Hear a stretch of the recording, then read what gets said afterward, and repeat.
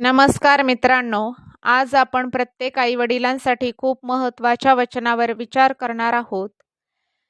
नीतिसूत्रे अध्याय 22 वचन 6. बालकाला त्याच्या योग्य मार्गावर शिकव, म्हणजे तो म्हातारा वृद्ध झाल्यानंतरही त्यापासून दूर जाणार नाही. प्रश्न असा आहे की आजच्या मोबाईल, सोशल मीडिया आणि वाईट प्रभावांच्या काळामध्ये आपण मुलांना योग्य मार्गावर कसं वाढवू? आज आपण देवाच्या वचनातून याचं उत्तर पाहूया.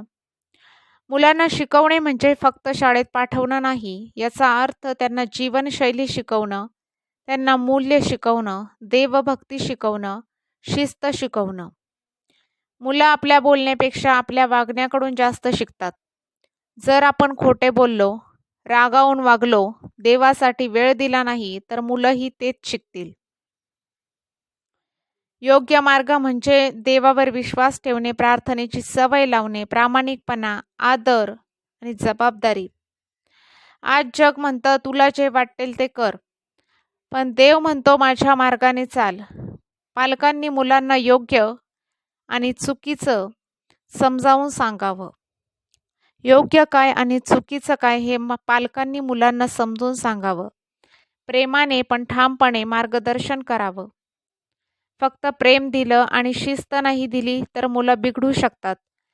फक्त शिस्त दिली आणि प्रेम नाही दिलं तर मुलं दूर जाऊ शकतात. देवाचं प्रेम कसं आहे?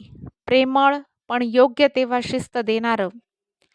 पालकांनी ओरडण्यापेक्षा समजावून सांगावं. शिक्षा देताना रागाने नाही तर प्रेमाने द्यावी. लहान वयात घातलेले संस्कार आयुष्यभर राहतात. जर मुलांना रोज प्रार्थना शिकवली, देवाचे वचन ऐकवले, चांगल्या सवयी लावल्या, तर ते मोठे झाल्यावरही ते विसरणार नाहीत. कदाचित काही काळ ते दूर जाऊ शकतात, पण बीज रुजलेलं असतं. आजपासून आपण काय करू शकतो? रोज कुटुंबासोबत 5 मिनिटे प्रार्थना करा. आठवड्यातून एकदा बायबल चर्चा करा. मुलांचं ऐकून घ्या. मोबाईलपेक्षा मुलांना वेळ देणं, स्वतः त्यांच्यासाठी उदाहरण बनणं. प्रिय पालकांनो, देवाने मुलं आपल्यावर विश्वासाने सोपवली आहेत. आपण फक्त त्यांचे पालक नाही, आपण त्यांच्या भविष्याचे घडवणारे आहोत. प्रार्थना करा, प्रभू आम्हाला शहाणपण दे की आम्ही आमच्या मुलांना योग्य मार्गावर वाढवू.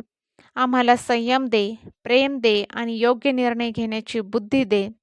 आमच्या घरामध्ये तुझी शांती आणि उपस्थिती असू दे. आमेन.